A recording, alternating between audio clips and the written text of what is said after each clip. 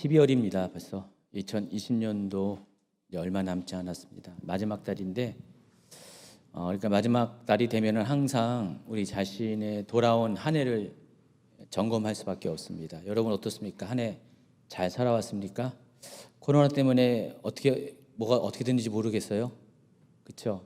우리가 아마도 계획했던 것 또 기대했던 것들이 올해 한 해는 많은 것들이 흩어졌을 것 같습니다. 근데 다시 힘을 내셔서 다시 정리정돈 하시고요. 내년에도 뭐 코로나가 당장 없어지는 건 않지만은 그래도 그럼에도 불구하고 우리가 새로운 해는 그와 상관없이 하나님의 비전을 쫓아갈 수 있는 그런 한 해가 될 수 있도록 여러분 굳건하게 마음을 가다듬어 주길 바랍니다. 자, 오늘은 요한서신 두 번째 시간을 같이 나누도록 하겠습니다. 제가 좀 이번 달에는 좀 그 성탄 껴가지고 한 주 이상을 성탄과 관련된 큐티를 하기 때문에 약간의 여유가 있어서 제가 조금 더 범위를 좁혀가지고 대신에 좀 더 자세히 다뤄드리는 시간을 갖도록 하겠습니다. 오늘은 1장부터 요한 1서 1장부터 2장 27절까지 평소보다 약간 범위가 줄어들었습니다. 대신 페이지 수는 비슷해요. 근데 그만큼 약간 좀 더 자세히 좀 평소보다 자세히 다뤄드리도록 하겠습니다. 자, 요한 1서를 포함해서 요한 서신들은요, 언뜻 보기에는 좀 이렇게 그 내용 파악이 좀 어려워요. 좀 체계 있게 주제 파악이 쉽지가 않습니다. 여러분 사도 바울의 서신들은 주제 파악이 아주 쉬워요.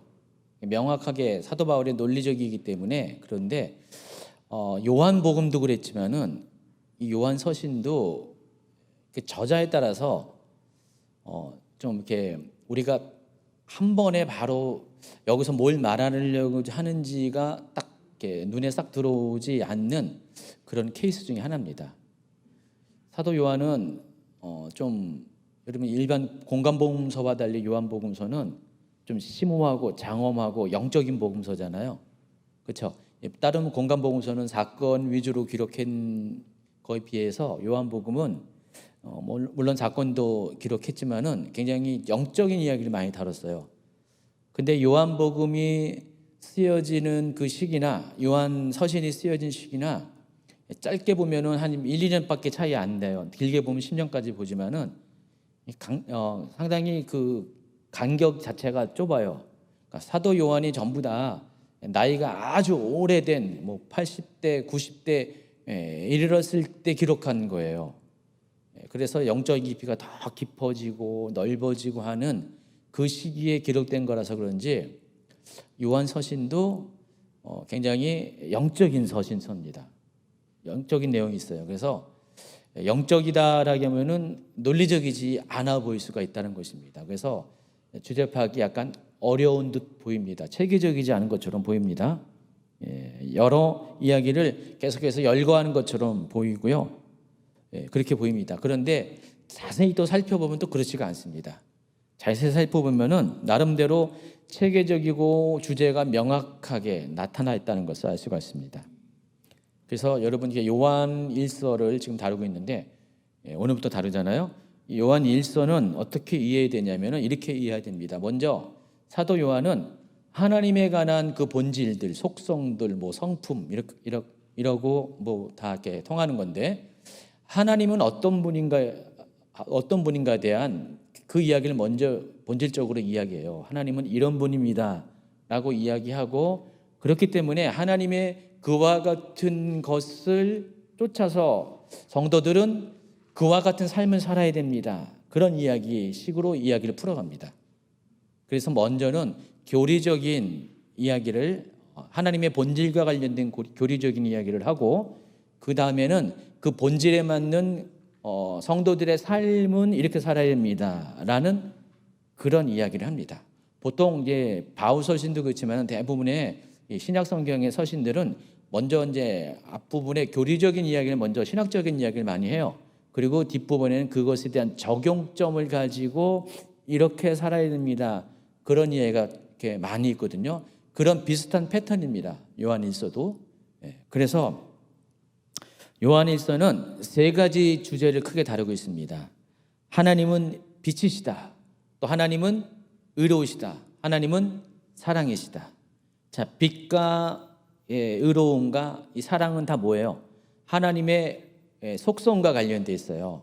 하나님의 속해 있는 성질입니다. 하나님은 원래 그런 분이다, 이런 뜻이에요. 하나님은 성품은 이런 분이시다, 이런 뜻입니다. 그래서 하나님은 빛과 같은 분이시고, 하나님은 의로우신 분이고, 하나님은 사랑이 많으신 분이다. 하나님 사랑 그 자체다. 그래서 그런 하나님의 자녀된 우리는 어떻게 살아야 돼요? 빛이신 하나님처럼 우리도 세상 가운데 빛으로 행하는 삶을 살아야 되고요. 또 하나님은 의로우시니까 우리 또한 의로운 자녀의 삶을 살아야 되고요. 또 하나님은 사랑이시니까 우리 그리스도인은 사랑을 베푸는, 사랑을 실천하는 삶을 살아야 된다. 자, 그 얘기가 기록되어 있습니다. 그래서 요한 1서는 이렇게 크게 세 부분으로 나눠진다는 것을 아시기 바랍니다. 앞에 서론 부분과 뒷부분의 결론 부분 빼고 이 본론 내용은 이렇게 세 가지로 나눠요. 하나님의 속성과 관련돼서, 하나님의 본질 성품과 관련돼서 빛이신 하나님, 의로우신 하나님, 사랑이신 하나님과 관련돼서 그러면 우리는 어떻게 살아야 되는가를 좀 나름대로 체계적으로, 그러니까 여러 부분에 만족할 만한 체계는 아니지만은 이와 같은 구조를 가지고 기록이 되어 있다는 사실을 아시기 바랍니다. 그래서 사도 요한은 이렇게 순서적으로 먼저는 하나님의 속성에 따라서 하나님이 어떤 분이신지를 소개하고, 또 그 다음에는 이어서 성도들에게 하나님의 본질과 성품을 따라 살 것을 권면을 합니다. 그러니까 빛과 의로움과 사랑을 먼저 이야기하고 나머지를 몰아서 얘기하는 게 아니라 먼저 빛에 대해서 이야기하고 하나님 빛이라는 것을 이야기하고 거기에 관련돼서 그리스도인의 삶의 방식을 이야기하고, 또 두 번째 주제인 하나님은 의로우시다는 것으로 본질적인 이야기를 하고 거기와 관련돼서 우리의 의로운 삶에 대해서 권면하고, 또 하나님은 사랑이시다를 이야기하고 또 그리스도인의 사랑에 대해서 또 권면을 하는 이런 방식으로 요한일서가 구성되어 있다는 사실을 머릿속에 여러분 인지하고 요한일서를 살펴보시기 바랍니다. 자, 그래서 16페이지로 두 번째 페이지로 넘어가면은, 자, 1장 1절부터 4절까지는요, 오타가 나옵니다. 1장 14절이 아니라 1장 1절부터 4절. 여기에는 요한일서를 기록한 목적을 소개하고 있습니다. 한번 1절부터 4절까지 읽도록 하겠습니다. 태초부터 있는 생명의 말씀에 관하여는 우리가 들은 바요, 눈으로 본 바요, 자세히 보고 우리의 손으로 만진 바라. 이 생명이 나타내신 바 된지라. 이 영원한 생명을 우리가 보았고 증언하여 너희에게 전하노니 이는 아버지와 함께 계시다가 우리에게 나타내신 바 된 이시니라. 우리가 보고 들은 바를 너희에게도 전함은 너희로 우리와 사귐이 있게 하려 함이니 우리의 사귐은 아버지와 그의 아들 예수 그리스도와 더불어 누림이라. 우리가 이것을 쓰면 우리의 기쁨이 충만하게 하려 함이라. 여러분 많이 이렇게 들어봤던 말씀인데, 근데 이대로 읽으면은 알 듯 모를 듯 애매함이 있어요. 그래서요, 쉬운 성경으로 이것을 읽어보면은 더 명확하게 이 요한 일서를 기록한 목적들이 두드러지게 나타납니다. 그래서 한번 같이 여러분과 같이 읽도록 하겠습니다. 쉬운 성경입니다. 이제 우리는 생명의 말씀인 예수 그리스도에 관하여 쓰려고 합니다. 그분은 태초부터 계셨으며 우리는 그분에 대해 듣고 눈으로 보고 손으로 만져본 바 되었습니다. 우리는 생명을 주시는 말씀에 관하여 쓰고 있습니다. 생명을 주시는 그분이 우리에게 나타나셨습니다. 우리는 그분을 보았으며 또한 그분에 관한 증거도 제시할 수 있습니다. 이제 우리가 말하는 것은 그분이 영원한 생명을 가지고 계시다는 것입니다. 이 생명을 주시는 분은 하나님 아버지와 함께 계시다가 우리에게 나타나셨습니다. 우리가 보고 들은 것을 여러분에게 말하는 이유는 여러분이 우리와 함께 교제하기를 원하기 때문입니다. 우리와 함께 나누는 이 교제는 하나님 아버지 그리고 그의 아들 예수 그리스도와 함께 가지는 교제입니다. 우리는 여러분과 함께 기쁨을 나누려고 이 글을 쓰고 있습니다. 여러분, 제가 이제 쉬운 성경을 요즘 많이 이렇게 소개한 이유는, 물론 쉬운 성경은 의역을 많이 했어요. 때로는 너무 오바된 표현도 있어요. 적절히 있어요. 근데 좀 스토리를 이해하라고, 그런 의미에서 제가 이렇게 쉬운 번역을 쓰고 있습니다. 약간 이해하는 게 난해한 부분들은 이제 쉬운 성경을 많이 이용을 하고 있습니다. 예전에는 제 새 번역을 했는데 새 번역보다 더 쉽더라고요. 그래서 쉬운 성경을 하고 있습니다. 그래서 여기 쭉 보시면은요, 요한일서를 기록한 목적 두 가지가 이 문장에 나와 있어요. 첫 번째는 생명의 말씀이신 예수 그리스도를 소개하기 위해서, 예수님이 어떤 분이신가, 특별히 전제가 생명의 말씀이신 예수님을 소개하려고 이 글을 썼다, 그 이야기가 나와 있고, 두 번째는 하나님 아버지와 그의 아들 예수 그리스도와 함께 지금 이 저자인 사도 요한을 비롯해서 이미 앞선 사람들이 교제를 한 것처럼 여러분 또한, 이 수신자인 여러분 또한 하나님 아버지와 예수 그리스도와의 교제를 나눌 수 있도록 이 편지를 썼다, 그 얘기를 하고 있습니다. 그러면 여러분 명확하게 들어오죠. 요한일서에 어떤 내용이 기록됐다는 걸 알 수가 있습니다.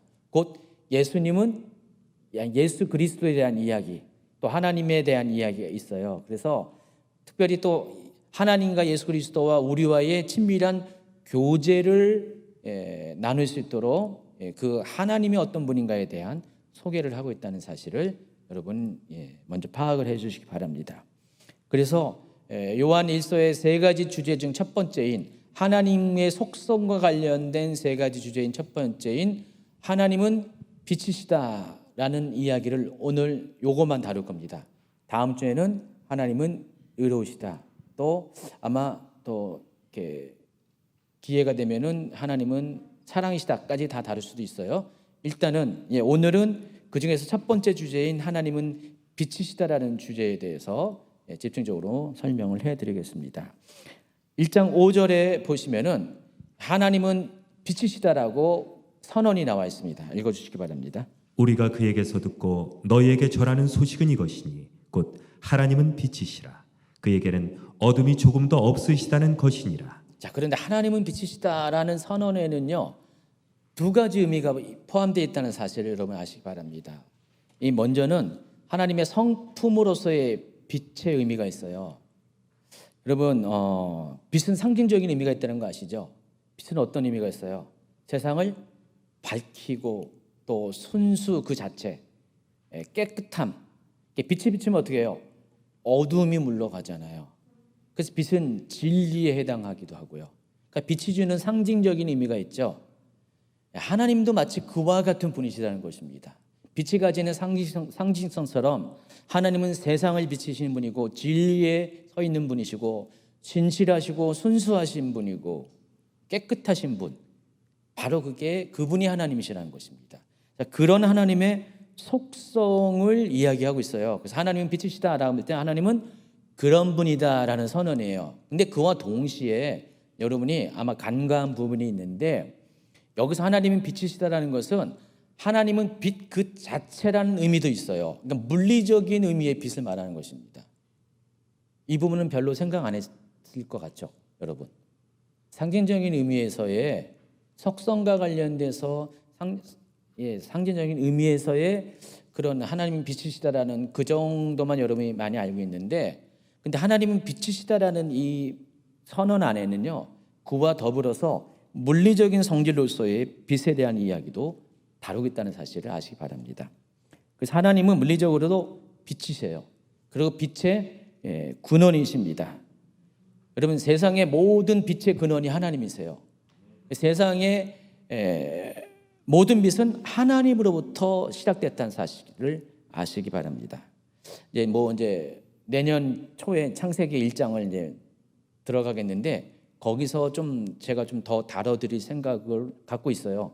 그때 이 창조 6일 동안의 이 창조와 관련돼서 구체적으로 좀 소개를 할 건데, 잠깐 먼저 소개하면은요, 창세기 1장의 기록을 살펴보면은 하나님께서 제일 먼저 만드신 게 뭐였어요? 빛이었습니다. 1장 3절, 4절, 5절을 읽어주세요. 창세기 1장 3절부터 5절. 하나님이 이르시되 빛이 있으라 하시니 빛이 있었고 빛이 하나님이 보시기에 좋았더라. 하나님이 빛과 어둠을 나누사 하나님이 빛을 낮이라 부르시고 어둠을 밤이라 부르시니라. 저녁이 되고 아침이 되니 이른 첫째 날이니라. 첫째 날에 하나님이 만드신 게 빛이에요. 자, 그런데 넷째 날 상황을 보면은 넷째 날 뭘 만들었을까요? 1장 14절부터 16절까지 먼저 읽어주세요. 하나님이 이르시되 하늘의 궁창에 광명체들이 있어 낮과 밤을 나뉘게 하고 그것들로 징조와 계절과 날과 해를 이루게 하라. 또 광명체들이 하늘의 궁창에 있어 땅을 비추라 하시니 그대로 되니라. 하나님이 두 큰 광명체를 만드사 큰 광명체로 낮을 주관하게 하시고 작은 광명체로 밤을 주관하게 하시며 또 별들을 만드시고. 이때가 넷째 날이에요. 그래서 여기 보면 큰 광명체가 의미하는 게 태양을 의미하고요. 작은 광명체가 뭐죠? 달을 의미합니다. 자, 그러면은 여러분이 알고 있는 상식과는 달라요. 태양을 통해서 우리가 빛을 비치는 게 아니라 태양보다 먼저 만들어진 게 뭐라고요? 빛이에요. 그러니까 빛은 태양보다 앞서요. 그러니까 태양이 만들어지기 전에 하나님은 이미 빛을 만드셨다는 사실을 아시기 바랍니다. 그래서 빛의 근원은 뭐예요? 태양이 아니에요. 우리는 보통 태양이 비춰져야지만 빛이 나오는 걸로 알겠는데 창조 원리는 그게 아니에요. 창조 원리는 태양보다 빛이 먼저 창조되었다는 사실을 아시기 바랍니다. 그래서 이 빛은 태양에 기인된 것이 아니라 근원이 태양이 아니라 바로 빛의 근원은 하나님이신 거예요. 하나님으로부터 빛이 시작됐다는 사실을 아시기 바랍니다. 18페이지 보면은 그 천지창조에 대한 그림을 쭉 이렇게 잠깐 사파로 이렇게 보여드렸고요. 그래서 우리가 여러분이 이제 창세기뿐만 아니라 계시록을 보면은 이 부분에 대한 것이 아주 명확해집니다. 계시록 먼저 21장을 보면은 우리가 장차 경험하게 될 천국의 모습이 어떤 것인가에 대해서 자세히 묘사되고 있습니다. 창세기 계시록 21장 23절부터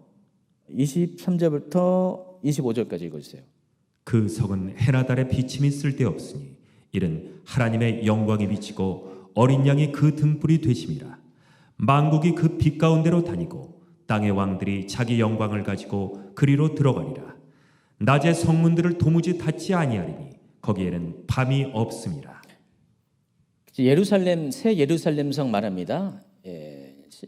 구체적으로는 천국의 도성을 말하는 겁니다. 하늘나라의 도성을 말하는데 지금 21장에서는 그 하늘나라의 도성이 지금 새하늘과 새 땅 가운데 지상에 내려온 장면을 묘사하는 건데 거기 보면은 해나 달의 비침이 쓸데없다 그랬어요.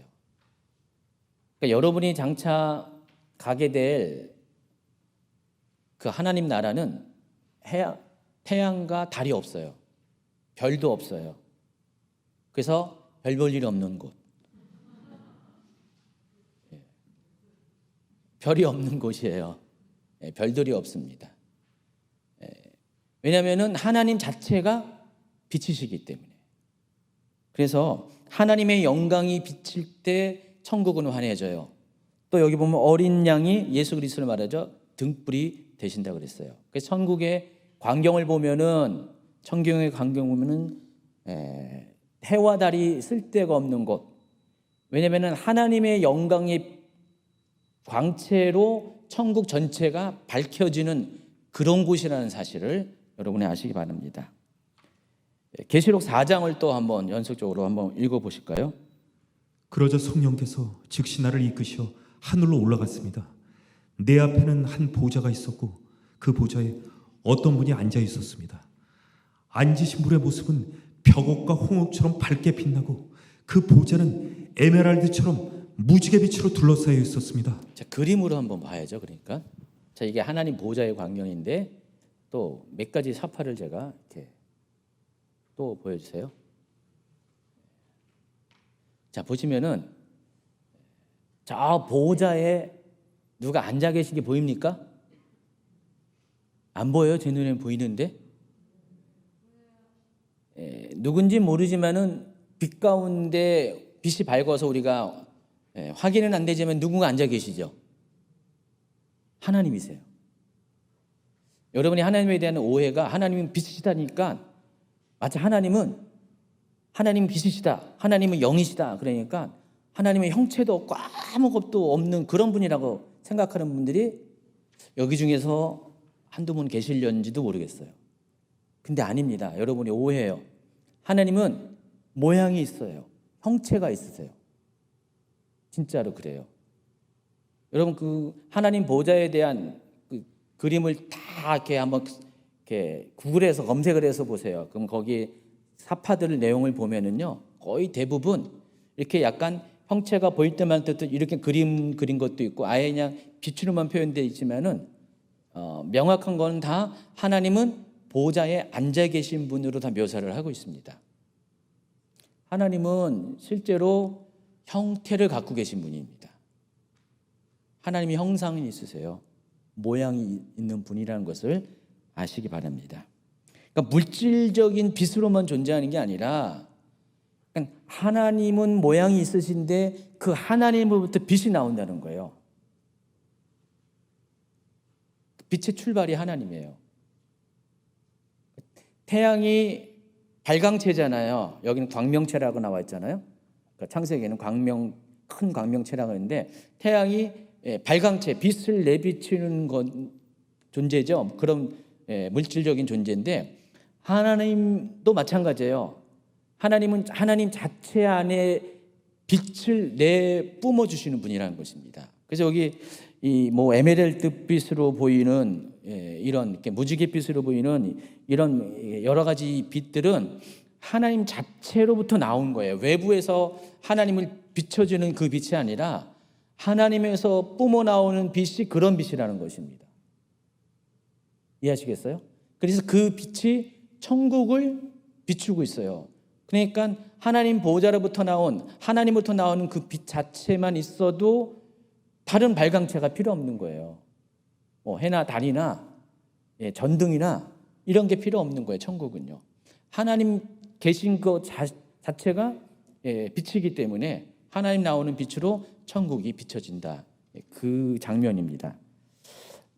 그래서 여러분, 이걸 좀 더 여러분 또 이해를 돕기 위해서 에스겔서를 좀 보시면은요, 제가 이 부분은 계시록 강해에 보면은 계시록 4장을 다룰 때 이 부분을 더 자세하게 다뤄놨습니다. 한번 그 부분을 그때 더 참조해 보시고요. 일부의 내용만 소개하는 것입니다. 에스겔 1장 1절을 한번 쭉 이렇게 10장 1절까지 연속적으로 읽어주세요. 34째 달 초닷새 내가 그발강가 사로잡힌 자 중에 있을 때 하늘이 열리며 하나님의 모습이 내게 보이니 그 머리 위에 있는 궁창 위에 보좌의 형상이 있는데 그 모양이 남보석 같고 그 보좌의 형상 위에 한 형상이 있어 사람의 모양 같더라. 내가 보니 그 허리 위의 모양은 단쇠 같아서 그 속과 주위가 불같고 내가 보니 그 허리 아래의 모양도 불같아서 사방으로 광채가 나며 그 사방 광채 모양은 비 오는 날 구름에 있는 무지개 같으니 이는 여호와의 영광의 형상의 모양이라. 내가 보고 엎드려 말씀하신 이의 음성을 들으니라. 이에 내가 보니 그룹들 머리의 궁창에 남보석 같은 것이 나타나는데 그들 위에 보좌의 형상이 있는 것 같더라. 여러분, 여기 보시면 에스겔이 지금 하나님 보좌를 지금 보았습니다. 하나님께서 에스겔에게 하나님 보좌를 보여주셨는데 그것을 자기가 본 모습 그대로를 묘사하는 것입니다. 근데 여기 보시면은 보좌 위 형상 위에 한 형상이 있는데 뭐와 같다 그랬어요? 사람의 모양 같다 그랬어요. 하나님이 앉아 계시는데 그 하나님은 사람의 모양, 형태를 가지고 앉아 계시다는 것입니다. 근데 그런 거 있잖아요. 여러분이 태양을 보더라도, 여러분 쉽게 이해하면 태양을 보더라도 태양의 빛이 워낙에 밝으니까 여러분이 맨눈으로 보면 어떻게 돼요? 태양의 원이 보입니까? 안 보이죠? 이렇게 번져 나오는 빛만 보이잖아요. 태양이 그럴 때. 근데 그 태양을 제대로 보려면 어떻게 돼요? 뭔가 이렇게 필터를 딱 치우고 뭐 선글라스나 뭔가 이렇게 딱 해가지고 보면은 이글거리는 태양이 보이긴 보이는데 윤곽이 보이지 않습니까? 원의 윤곽이 보이잖아요. 마치 그와 같이 지금 하나님은 형체가 있는 사람의 모양과 같은 형태로 존재하세요. 근데 그 빛이 워낙에 강렬하니까 사람들이 그 하나님을 볼 수가 없는 거예요. 근데 어떤 사람은 봤어요. 예수님과 같은 사람은 보았습니다. 대부분 사람들은 하나님의 형체를 볼 수가 없어요. 근데 모세도 보았죠. 정면은 바라보지 못하고 뒷모습, 등만 봤죠. 자, 그래서 여러분 상식 좀 깨트리셔야 돼요. 하나님은 그냥 빛이시다, 하나님은 영이시다 그러면은 아무런 형체도 없는 분, 그런 것으로 무슨 공기처럼 생각하는데 그와 같지 않는다는 사실을 아시기 바랍니다. 하나님이 하나님의 형상대로, 모양대로 여러분을 창조하셨잖아요. 근데 거기에는 하나님의 DNA가 들어가 있는데, 근데 사람들은 하나님의 어떤 영적인 DNA만 생각을 하는데, 그렇죠? 근데 실제로 하나님은 하나님의 모습대로 우리를 만드신 거예요. 근데 그 하나님의 모습을 우리에게 나타내 보여주셨죠. 하나님의 모습을 가지고 사람의 모습을 가지고 이 땅에 오신 하나님이 누구세요? 예수님이세요. 여러분, 천국에 가면 예수님이 지상에서만 그 인간의 모습을 가지고 오신 건가요? 아닙니다. 예수님은 천국에 가도 그 모습 그대로 계세요. 궁금하세요? 한번 갔다 오세요. 예수님은 사람의 모습 그대로 천국에 계신 거예요. 예수님이 곧 하나님이세요. 헷갈리세요? 마음껏 헷갈리시는데 한 가지 분명한 것은 하나님도 모양과 형태를 갖고 계신 분이시다. 다만 그 하나님의 모습을 우리에게 육신으로 나타내 보여주시기 오신 분이 예수님이시고, 그래서 하나님은 이와 같이 그 형태를 가지고 보좌에 옛적부터 앉아 계셨는데, 근데 그 하나님 보좌에서 나오는 빛이 너무나 강렬하기 때문에, 강하기 때문에 우리는 그 하나님의 형태를 제대로 바라볼 수 없을 뿐이라는 사실을 아시기 바랍니다. 자, 이와 같이 하나님은 빛이시다라는 선언은요, 두 가지 의미가 있다는 것입니다. 첫 번째는 성품적으로 빛의 속성을 가지신 분이다. 또 한 가지는 하나님은 물리적으로도 빛을 발하시는 분이시다. 그래서 모든 빛의 근원은 하나님으로부터 시작된다는 사실을 아시기 바랍니다. 20페이지로 넘어가면요, 그러므로 사도 요한은 하나님과 교제하는 삶을 사는 사람은 이 빛이신 하나님의 속성을 따라서 어두움에 속하지 않는 삶을 살 것을 요구합니다. 그래서 하나님 속성대로, 빛의 속성대로 살아가는 사람은 어두움에 속할 수가 없어요. 왜냐하면 빛과 어두움은 공존할 수 없어요. 그러니까 어둠이 있다가도 빛이 비치면 어둠은 물러가요. 같이 섞이는 게 아닙니다. 여러분, 일반 색은 섞이잖아요. 근데 빛과 어둠은 전혀 섞일 수가 없어요. 둘 중에 하나죠. 빛이 오면은 어둠은 물러가고, 빛이 꺼지면 어둠은 임하는 겁니다. 이게 물리적인 게 현상이 그래요. 근데 영적으로도 똑같다는 것입니다. 그래서 빛이신 하나님과 이 어두움은 결코 같이 공존할 수가 없어요. 그래서 여러분이 어두움에 속한 삶을 살면은 여러분 빛으로 사는 삶을 살 수가 없어요. 반대로 여러분 빛으로 행하는 삶을 살면은 여러분의 가운데 어두움은 떠나가게 됩니다. 아주 쉬워요. 여러분 속에 어둠에 속한 것들이 영향을 주는 분이 있잖아요. 뭐 악한 영들이 막 여러분을 힘들게 하고 막 이렇게 포로 삼고 그런 개인, 그런 가정, 이런 속에 고통을 받는 분이 있다면요, 아주 단순합니다. 여러분 삶 가운데 빛이신 하나님을 계속해서 여러분 삶 가운데 모셔드리면 돼요. 그리고 그 하나님의 빛이 강해질수록 어둠은 떠나갈 수밖에 없다는 것입니다. 빛이 비치면 어둠이 드러나고요, 또 어둠은 떠나갈 수밖에 없다는 사실을 아시기 바랍니다. 물리적인 현상과 동시에 이게 영적으로도 그렇다는 것입니다. 그래서 제가 물리적인 빛으로서 하나님과 또 상징적인 의미로서 영적인 의미로서 하나님을 동시에 설명을 한 거예요. 그래서 사도 바울은 에베소 5장에서 빛에 속한 자녀의 삶에 대해서 이렇게 이야기하는데, 빛의 자녀는 빛의 열매를 나타내는 삶을 살아야 된다는 것입니다. 여러분, 그 사람이 어떤 것을 알기 위해서는 열매를 봐야 돼요. 그 나무가 좋은 나무인지 나쁜 나무인지 알면 열매를 보면 안다고 예수님께서 마태복음 7장에서 말씀하셨잖아요. 그래서 그 사람이 빛의 자녀이라는 것은, 그러니까 빛이라는 것은 하나님을 가리키는데, 하나님의 자녀인 것을 알기 위해서는 그 사람의 삶의 열매를 봐야 돼요. 자, 그걸 뭐라고 설명했습니까? 에베소 5장 8절 9절. 너희가 전에는 어둠이더니 이제는 주 안에서 빛이라. 빛의 자녀들이여, 빛의 자녀들처럼 행하라. 빛의 열매는 모든 착함과 의로움과 진실함에 있느니라. 여러분들이 이해해 주세요.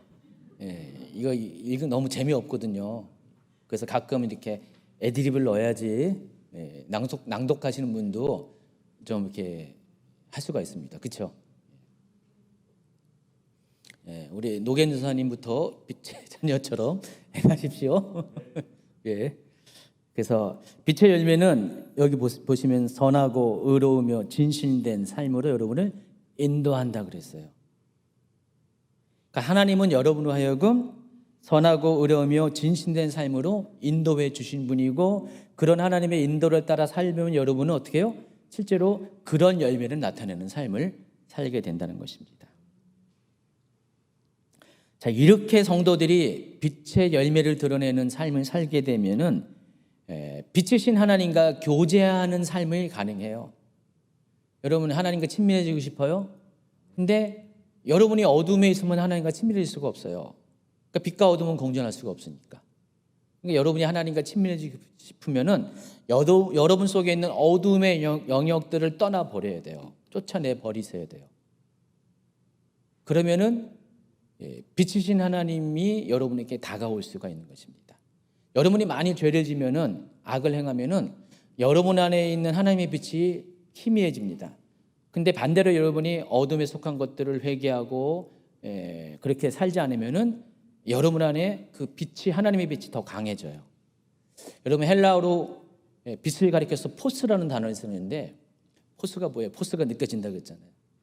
여러분이 포스처럼 살면 여러분 삶에 포스가 느껴진다니까요. 영적인 포스가 느껴지게 됩니다.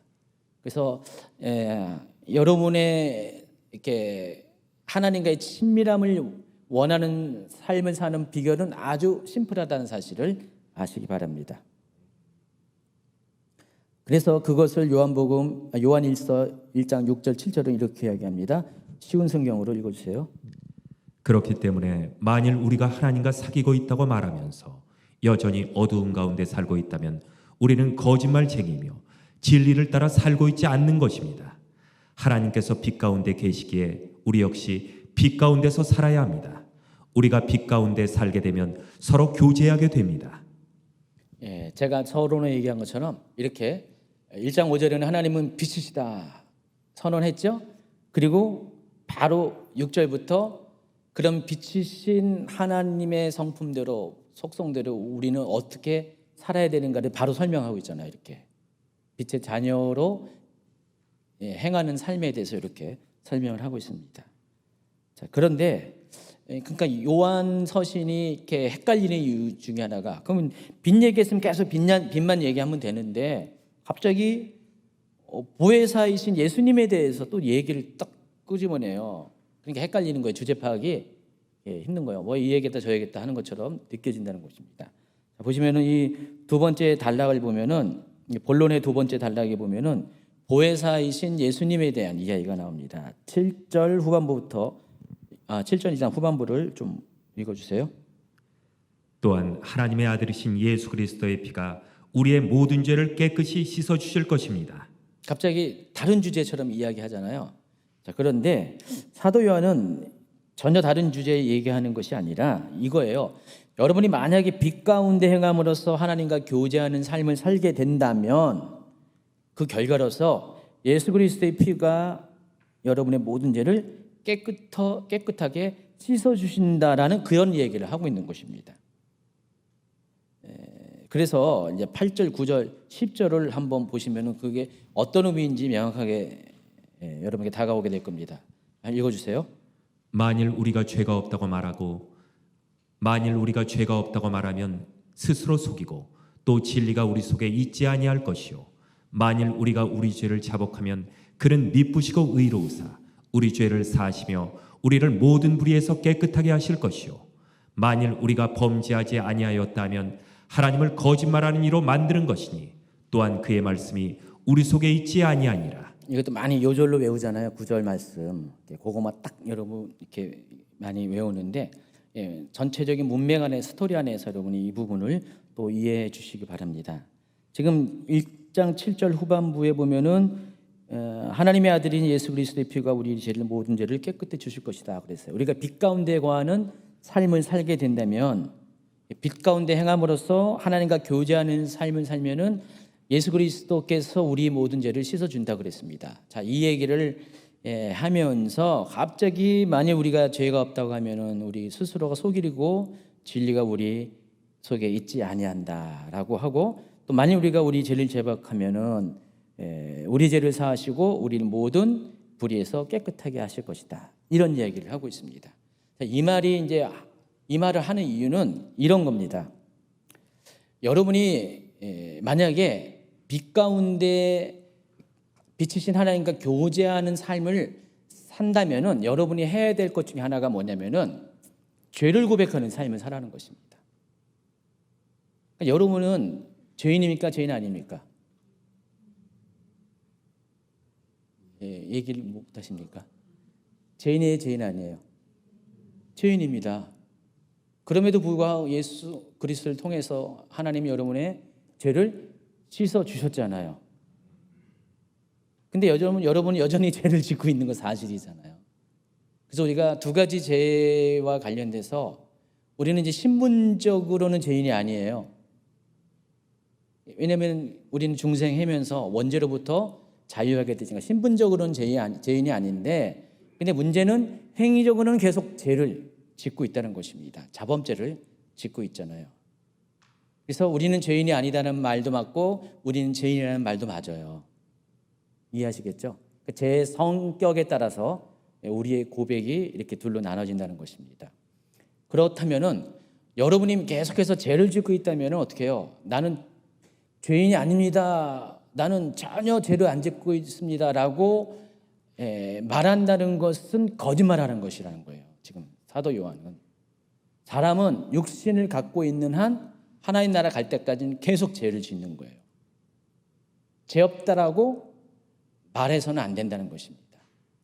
그런 의미에서 우리가 만일 죄를 자백하면은 하나님께서는 계속해서 우리 죄를 용서해 주신다.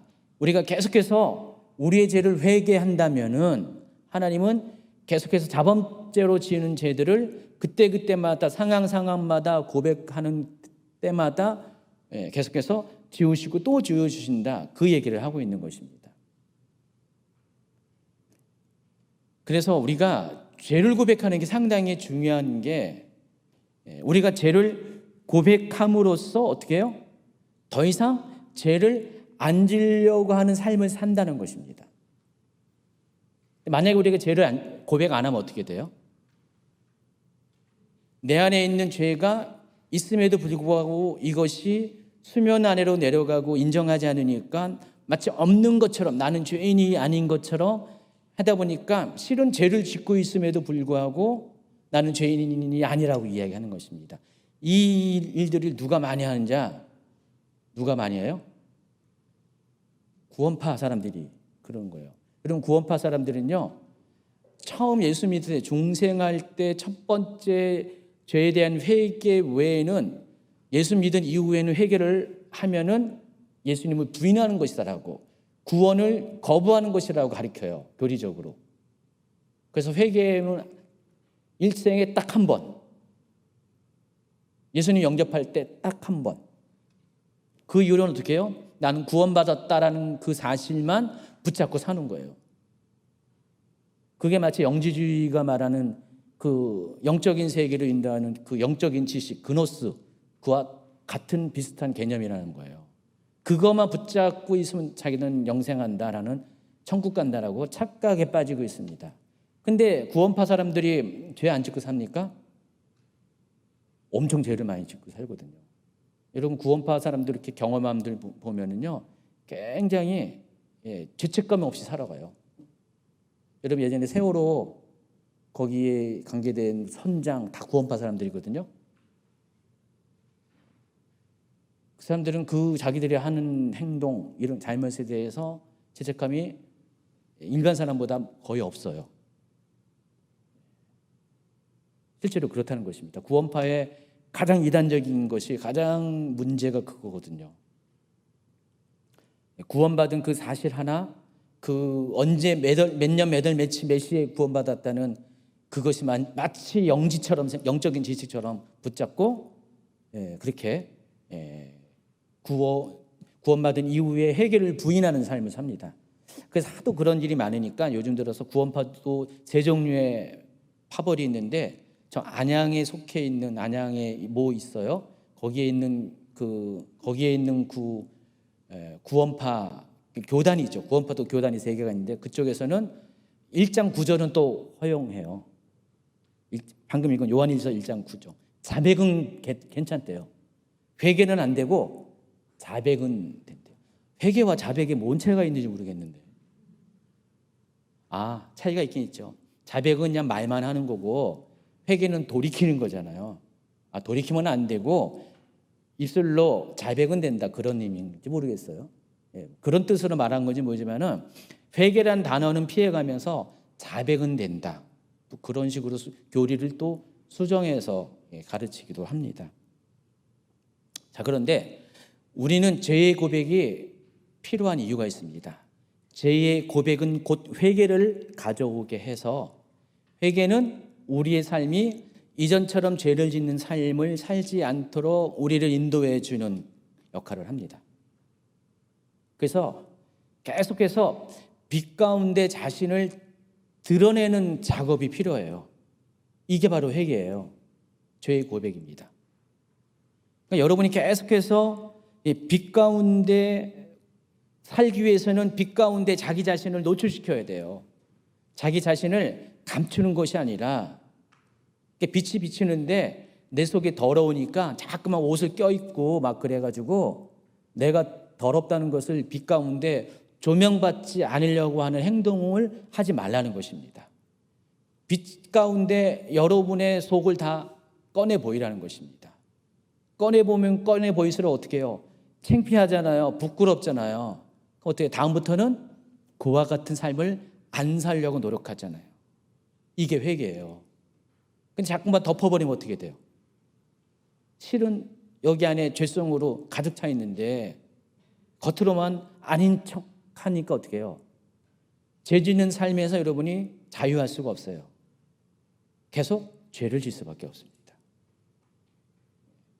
지금 7절 후반부부터 8절, 9절, 10절은 그와 같은 이야기를 하는 거예요. 이해하시겠어요? 그러니까 요한일서가 요한복음처럼 좀 이렇게 심오하고 영적이고 어려워요. 그래서 좀 누군가의 도움이, 해석의 도움이 필요합니다. 2장으로 넘어갑니다. 2장 1절 전반부. 나의 자녀들아, 내가 이것을 너희에게 쓰면 너희로 죄를 범하지 않게 하려 함이라. 바로 이것이 또 하나의 요한일서를 기록한 목적이에요. 아까 첫 번째 요한일서의 기록 목적이 생명의 말씀이신 예수 그리스도를 소개하기 위해서, 또 하나님 아버지와 그의 아들 예수 그리스도와 함께 가지는 교제를 나누게 하기 위해서, 그리고 세 번째가 범죄하지 않게 하기 위해서, 혹 범죄해도 용서받는 길을 알게 하기 위해서 이 요한일서를 기록했다는 것입니다. 그래서 예수 그리스도 보혜사이신 예수님을 끄집어내는 겁니다. 여기서 빛과 관련된 주제와 상관없어 보였는데 실은 아니에요. 그러니까 우리가 빛으로의 삶을 살기 위해서는 죄의 용서를 받아야 되는데 그 죄의 용서를 위해서는 우리 가운데 대언자가 필요한데 그분이 바로 예수 그리스도라는 것입니다. 그래서 2장 1절 후반부부터 그와 같은 대언자 역할을 하신 예수님에 대해서 이야기를 하고 있습니다. 만일 누가 죄를 범하여도 아버지 앞에서 우리에게 대언자가 있으니 곧 의로우신 예수 그리스도시라. 그는 우리 죄를 위한 화목제물이니 우리만 위할 뿐 아니요 온 세상의 죄를 위하심이라. 여기서 대언자라고 번역한 단어 원래 헬라어가 파라클레톤인데 여러분 잘 알고 있는 파라클레토스 보혜사를 가리킵니다. 그래서 우리가 죄를 지면 하나님은 우리에게 누굴 주신다고요? 보혜사를 주신다는 것입니다. 여러분 보통 보혜사는 성령과 관련돼서만 알고 있는데 예수님도 보혜사고 성령도 보혜사예요. 그래서 예수님은 또 다른 보혜사라고 성령님을 소개하면서 자기와 구분시켜 주신 겁니다. 먼저 오신 보혜사가 예수님이시고 예수님 뒤 이어서 오시는 또 다른 보혜사가 성령님이십니다. 그래서 예수님의 사역과 성령님의 사역은 본질적으로 같아요. 그래서 예수님은 늘 언제나 하나님이 말씀하신 것, 하나님이 행하시는 것만 하셨어요. 보혜사 성령님도 마찬가지입니다. 그래서 보혜사 성령님이 하는 역할 중에 하나가 여러 가지 역할이 있는데 그 중에 하나가 예수님이 하신 말씀을 생각나게 하시는 분이세요. 하나님의 뜻을 우리로 깨닫게 하시는 분이 보혜사예요. 그리고 여기는 대언자 역할을 하세요. 그래서 쉬운 성경에서는 이 대언자를 뭐라고 번역하냐면은 변호사라고 번역합니다. 우리를 변호해 주시는 분이 누구시라고요? 보혜사이신 예수님이라는 거예요. 예수님은 우리를 하나님 앞에 변호해 주세요. 우리가 죄를 졌잖아요. 사탄은 우리를 참소하는 존재죠. 하나님 제가 죄를 졌대요 막 하면서 막 손가락질하는 존재가 사탄이고요. 근데 예수님은 어때요? 우리가 죄를 지었어도 아버지 하나님 죄를 지었어도 저 사람이 이렇게 해가지고 해서 연약해서 진 겁니다. 하나님 용서해 주세요. 이해해 주세요. 감싸 주세요. 공의를 베풀어 주세요. 라고 중보하시는 분, 중재하신 분이 예수님이세요. 그래서 그런 예수님이 계시기 때문에 우리가 마음껏 우리의 죄를 빛 가운데 하나님 앞에, 빛은 하나님이시니까 그 빛이신 하나님 앞에 마음껏 드러내라는 것입니다. 빛 앞에 자기의 어둠을 감추지 말라는 것입니다. 이게 바로 죄의 고백이고 죄의 고백을 통해서 회개가 결과로 일어나게 된다는 것입니다. 그러니까 그런 의미에서 지금 예수 그리스도 보혜사 대신 예수 그리스도를 소개하고 있는 것입니다. 계속해서 그래서 이제 본론에 해당하는 빛 가운데 행하는 삶에 대해서 이어서 이야기를 하고 있습니다. 2장 3절부터서. 그래서 사도 요한은 우리가 빛에 속한 사람으로 어떻게 해야 빛 가운데 행하는 삶을 살 수 있는지를 3절부터 본격적으로 설명합니다. 3절부터 6절까지 읽어주세요. 우리가 그의 계명을 지키면 이로써 우리가 그를 아는 줄로 알 것이요 그를 아노라 하고 그의 계명을 지키지 아니하는 자는 거짓말하는 자요 진리가 그 속에 있지 아니하되 누구든지 그의 말씀을 지키는 자는 하나님의 사랑이 참으로 그 속에서 온전하게 되었나니 이로써 우리가 그의 안에 있는 줄을 아노라. 그의 안에 산다고 하는 자는 그가 행하시는 대로 자기도 행할지니라. 부가적인 설명은 안 할 겁니다. 빛에 속한 사람이 해야 될 것은 먼저 하나님의 계명을 지키는 삶을 살아야 된다. 그럼 하나님의 계명이 뭐냐? 이게 중요하죠. 그걸 알아야지 지키고 살든지 그렇지 못할 수도 있잖아요. 그래서 우리가 지켜야 될 하나님의 계명은 무엇이냐가 2장 7절에 나와 있습니다. 쉬운 성경으로 읽어주시기 바랍니다. 나의 사랑하는 친구들이여 나는 여러분에게 새 계명을 쓰고 있는 것이 아닙니다. 이것은 여러분이 처음부터 가지고 있었던 것과 똑같은 계명이며 이미 들어보았던 가르침입니다. 그러니까 하나님의 계명은 예전에 있던 계명과 똑같은 계명이라는 것입니다. 이미 알고 있다는 계명이라는 것이요. 그럼 그게 뭐예요? 그 말은 지금 여기 이 편지의 수신자들이 디아스포라 유대인이잖아요. 그렇죠? 그러면은 그들이 알고 있는 계명이 뭘까요? 구약 성경에 나와야겠죠. 여러분 구약은 올드 테스트먼트라고 그러잖아요. 신약은 뉴 테스트먼트라고 그러잖아요. 근데 이 테스트먼트라는 이 단어 말고 보통 커버넌트라는 단어도 쓰잖아요. 언약이라는 단어를 쓰는데, 그래서 이것은 이제 계약이라는 의미가 있어요. 계약, 오래된 계약, 새로운 계약, 옛 계약, 새 계약. 하나님과 하나님의 백성들 사이에는 계약으로 맺었어요. 그래서 계약 백성이라고 부르잖아요. 언약 백성이 계약 백성이에요. 언약 백성이라는 단어 들어보셨죠? 오늘 제가 하는 말이 어려운가요? 아니면 뭐 들을만한가요? 아니면 너무 쉬운가요? 그렇죠? 너무 쉽죠? 여러분의 수준이 있죠, 그렇죠? 한 번 들은 것도 아니고 지금 서너 번을 연속적으로 지금 히브리서부터 계속 듣고 있는데, 야고보서 할 때도 이 얘기도 했고 그러는데 전혀 어렵지 않죠? 특별히 지혜로운 집사님 어렵지 않죠? 예, 그렇죠. 예. 김재 집사님 말은 학구열이야도 대단하신 김재 집사님. 예. 그래서 여러분 이 옛 언약은 모세와 맺은 언약을 말하는 겁니다. 그러면 모세와 맺은 옛 언약의 내용이 뭐예요? 계명 또는 율법. 그렇죠. 계명과 율법으로 이야기할 수가 있어요. 그러면은 모세와 맺은 그 계명은 모세와 맺은 언약이 옛 언약이면은 모세를 통해서 받은 계명은 무슨 계명이 돼요? 옛 계명이 되는 거죠. 그러면 새롭게 뉴 테스트먼트, 새로운 언약, 예수님으로부터 맺은 새 언약은 뭐예요? 거기서 나온 파생된 계명은 새 계명이라는 것이죠. 그런데 옛 계명이나 새 계명이나 똑같다는 거예요. 그 뭐냐? 서로 사랑하라는 거예요. 자, 옛 계명의 대표적인 구절이 레위기 19장 18절인데 한번 읽어볼까요? 원수를 갚지 말며 동포를 원망하지 말며 네 이웃 사랑하기를 네 자신과 같이 사랑하라. 나는 여호와이니라. 내 이웃 사랑을 내 자신과 같이 사랑하라. 이게 옛 계명이에요. 십계명은 바로 이 계명들에 대해서 소개한 겁니다. 십계명은 서로 사랑하라는 이 한 문장 안에 5번째부터 10번째 계명이 거기에 다 이렇게 녹아져 있습니다. 앞에 4가지 계명은 하나님을 사랑하는 거고 6가지 계명은 이웃을 사랑하는 그 계명이에요. 그래서 옛 언약으로 맺어진 옛 계명은 서로 사랑하라는 것입니다.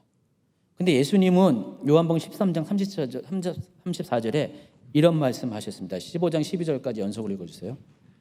새 계명을 너희에게 주노니 서로 사랑하라. 내가 너희를 사랑한 것 같이 너희도 서로 사랑하라. 내 계명은 곧 내가 너희를 사랑한 것 같이 너희도 사랑하라 하는 이것이니라. 그러니까 예수님을 통해서 새로운 계명이 주어졌는데, 새로운 언약 관계에서 그게 바로 새 계명인데 이것도 서로 사랑하라는 거예요.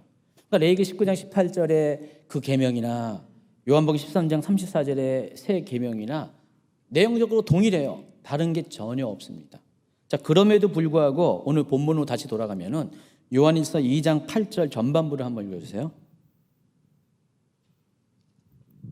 이른 어둠이 지나가고 아니요. 요한일서 2장 8절 전반부 22페이지예요. 그러나 나는 분명히 새로운 계명을 쓰고 있습니다. 이 계명은 진리입니다. 여러분은 이 진리를 예수님 안에서 그리고 여러분 자신 안에서 발견할 수 있습니다. 나는 분명히 새로운 계명을 쓰고 있다고 그랬죠. 아니 7절에서는 나는 여러분에게 새 계명을 쓰고 있는 것이 아닙니다 해놓고 바로 8절에서는 나는 분명히 새로운 계명을 쓰고 있습니다. 뭐예요? 사도 요한이 지금 이렇게 말 갖고 장난치는 것도 아니고 뭔 말인지를 모르잖아요, 그렇죠? 자, 이 말의 핵심은 그겁니다. 사도 요한은 지금 실제로 그렇게 생각하고 그렇게 말하고 있는 거예요. 그러니까 옛 언약의 측면에서 보면은 모세와 맺은 옛 언약의 측면에서 보면은 서로 사랑하는 것은 옛 계명 맞아요. 근데 하나님과 그 맺은 언약을 이스라엘 백성들이 지켰어요, 못 지켰어요? 지키지 못했어요. 그래서 그 언약은 취소됐어요. 깨어졌습니다. 계약 당사자인 하나님과 이스라엘 백성이 중에서 하나님은 여전히 계약은 유효한데 이스라엘 백성이 그 계약을 안 지켰잖아요. 계약 불이행으로 인해서 계약이 파괴됐습니다. 그래서 옛 언약에 속한 옛 계명이에요. 근데 예수님을 통해서 새 계명을 받았는데 그것도 똑같은 서로 사랑하라는 것이에요. 그래서 서로 사랑하라는 이 계명이 옛 계명이면서도 동시에 새 계명이라는 것이에요. 사도 요한은 그런 의미에서 나는 지금 전혀 새로운 계명 얘기하는 것이 아니라 이미 너희들이 다 알고 있는 것이다. 그러나 이제는 다시 써야 된다는 것입니다. 알고 있지만은 알고 있는데도 실천하지 않았기 때문에 다시 새롭게 분명히 새로운 계명을 쓰고 있다. 그게 바로 또 서로 사랑하라는 것입니다. 자, 이어서 사도 요한은 서로 사랑하는 계명이 빛 가운데 사는 사람이 마땅히 행해야 할 행동임을 전제로 형제를 사랑하는 자와 형제를 미워하는 자를 또 대조시킵니다. 그래서 형제를 사랑하는 자는 빛 가운데 사는 사람이고 형제를 미워하는 사람은 어둠 가운데 살아가는 사람이라고 이렇게 서로 빛과 어둠의 영역 가운데 두 사람들을 구별합니다. 그게 2장 8절 후반부와 11절입니다. 읽어주세요. 이는 어둠이 지나가고 참빛이 벌써 비침이니라. 빛 가운데 있다 하면서 그 형제를 미워하는 자는 지금까지 어둠에 있는 자요, 그의 형제를 사랑하는 자는 빛 가운데 거하여 자기 속에 거리낌이 없으나 그의 형제를 미워하는 자는 어둠에 있고 또 어둠에 행하며 갈 곳을 알지 못하나니 이는 그 어둠이 그의 눈을 멀게 하였습니다. 여기서 참빛은 누굴 가리키냐면 예수 그리스도를 가리킵니다. 참빛이신 예수님에 비춰졌어요. 여러분 요한복음 1장 4절과 5절을 보면은 우리가 더 분명히 이것을 이해했습니다. 4절 5절 읽어주세요. 그 안에 생명이 있었으니 이 생명은 사람들의 빛이라. 빛이 어둠에 비치되 어둠이 깨닫지 못하더라. 예수님은 빛으로 오셨습니다. 그래서 빛이신 예수님이 어둠 가운데 있는 세상에 비쳤을 때 세상은 어둡기 때문에 영적으로 어둡기 때문에 깨어있지 못했기 때문에 깨닫지 못했다고 그랬습니다. 그래서 요한 1서에 나오는 이 참빛은 요한 복음에 나오는 그 빛과 같은 의미예요. 바로 예수 그리스도를 가리키는 것입니다. 그래서 형제를 미워하는 사람은 곧 어떤 사람이에요? 어둠에 속한 사람이에요. 포스 안에 있지 아니한 사람, 포스 밖에 있는 사람. 그래서 포스가 없어요. 말장난이 아니라 그래서 참빛인 예수님을 깨닫지 못한다는 것입니다. 그리고 이어서 2장 12, 13, 14절에는 여러분이 아주 익숙한 또 구절이 등장합니다. 알면서 모를 것 같은 구절. 한번 읽어주시기 바랍니다. 자녀들아, 내가 너희에게 쓰는 것은 너희 죄가 그의 이름으로 말미암아 사함을 받았으며, 아비들아, 내가 너희에게 쓰는 것은 너희가 태초부터 계신 이를 알았으며, 청년들아, 내가 너희에게 쓰는 것은 너희가 악한 자를 이기었음이라. 아이들아, 내가 너희에게 쓴 것은 너희가 아버지를 알았으며, 아비들아, 내가 너희에게 쓴 것은 너희가 태초부터 계신 이를 알았으며, 청년들아, 내가 너희에게 쓴 것은 너희가 강하고 하나님의 말씀이 너희 안에 거하시며 너희가 흉악한 자를 이기었음이라. 여러분 평소에 이 말씀이 뭔 말인지 좀 이해가 되십니까? 다 아세요? 알 것 같아요? 알 듯 모르지 않습니까?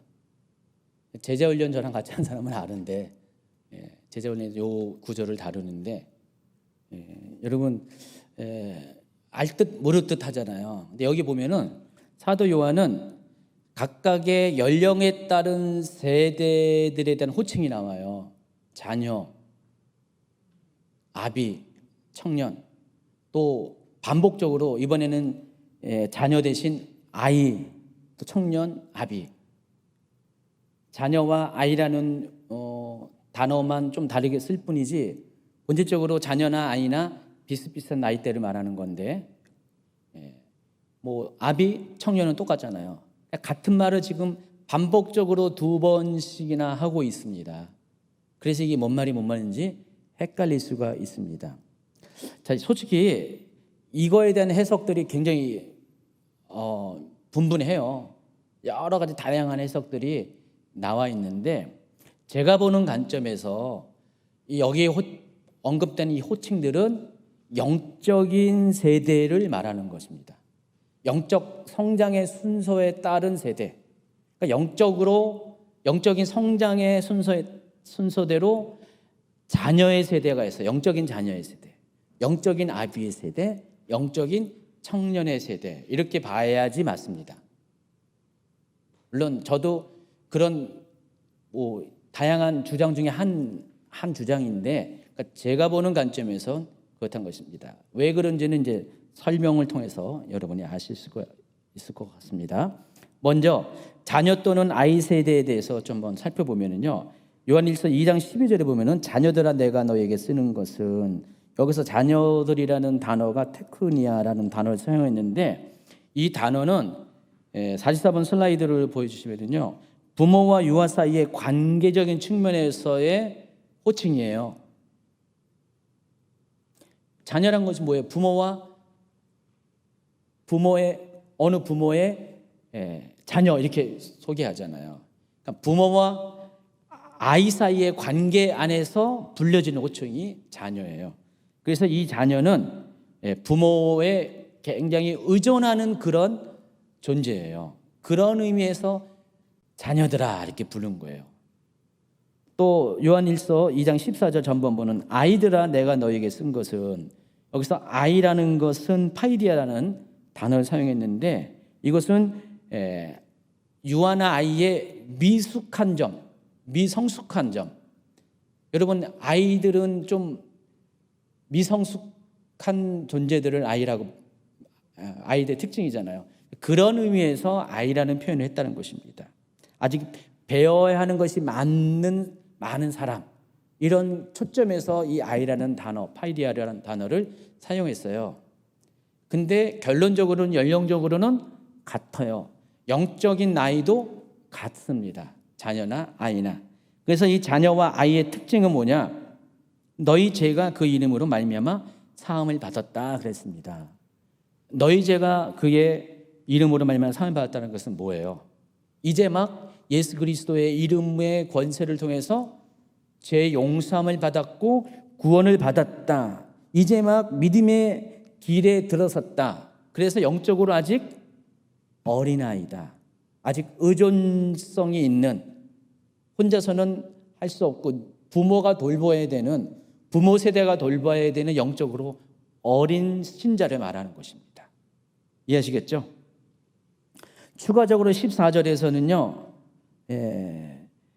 내가 너희에게 쓴 것은 너희가 아버지를 알았다 그랬습니다. 그래서 아까 제가 이 파이디아라는 단어가 배우는 것에 초점을 맞춰서 사용한 단어라고 설명을 했죠. 생각나시죠? 그래서 이 아이들은 어떤 존재냐면은 이제 막 배우는 거예요. 아까 자녀들은 이제 막 탄생했다면은 이 아이라는 호칭 가운데서는 이제는 배워야 되는 존재라는 것입니다. 그래서 여러분이 예수님을 처음 믿고 믿음의 길로 들어서면 어떻게 해요? 하나님의 자녀가 됐죠? 죄 용서 받고, 그 다음 어떻게 돼요? 하나님이 아버지이신 것을 계속해서 배워나가야 되잖아요. 알아가야 되잖아요. 자녀라는 것은 그 관계 안에서의 관계성에서 이야기된다면, 이미 그 관계 안에서 이제는 아이는 그 부모를 배워가는 배움의 과정을 겪고 있는 것입니다. 그래서 이제 3살, 4살, 5 점점 나이가 먹어갈수록 내 부모가 어떤 분인지를 알아가잖아요. 계속해서 배워가는 측면에서 아이라는 단어, 파이디아라는 단어를 사용했다는 사실을 아시기 바랍니다. 그래서 왜 먼저 자녀라는 단어를 먼저 언급했고 뒤이어서 2절 뒤에 아이라는 단어를 추가적으로 언급하면서 그 내용이 앞에는 죄 용서받은 존재로서의 자녀라고 이야기했고 뒤에 내용에서는 이제는 아버지를 알아가는 존재로서의 아이라고 표현하는 것이 바로 그런 이유에서 그렇게 얘기한 것을 아시기 바랍니다. 자, 이제 마지막 때가 다 됐으니까 깨어나시기 바랍니다. 좀 있으면 이제 마지막 때 얘기할 겁니다.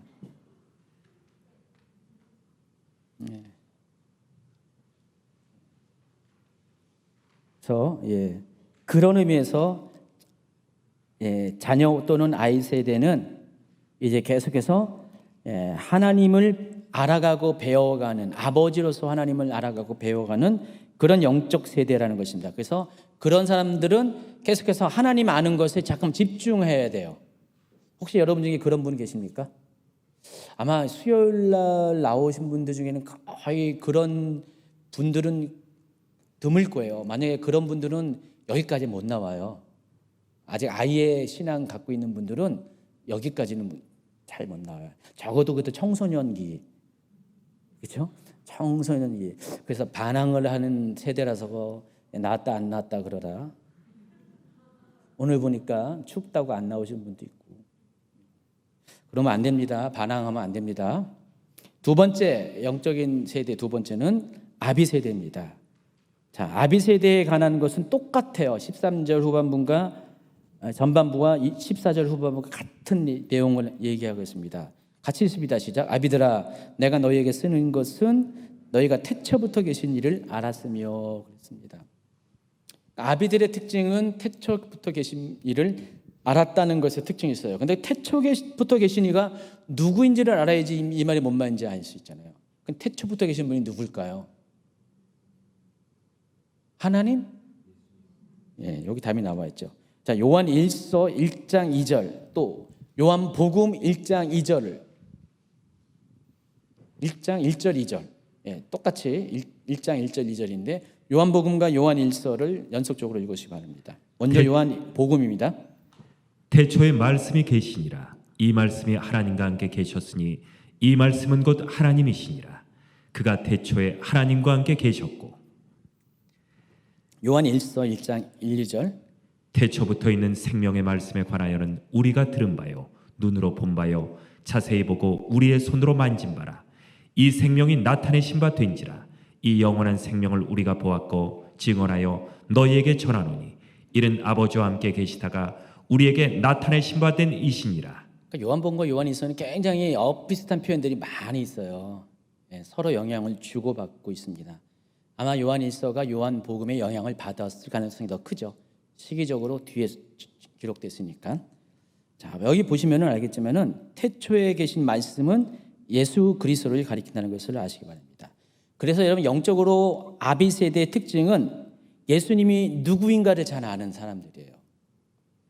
자녀의 세대는 아이의 세대는 하나님 아버지에 대해서 알아가는 것이라면은 이제는 그 하나님 아버지가 이 세상을 구원하는 분으로서 예수 그리스도를 보내셨잖아요.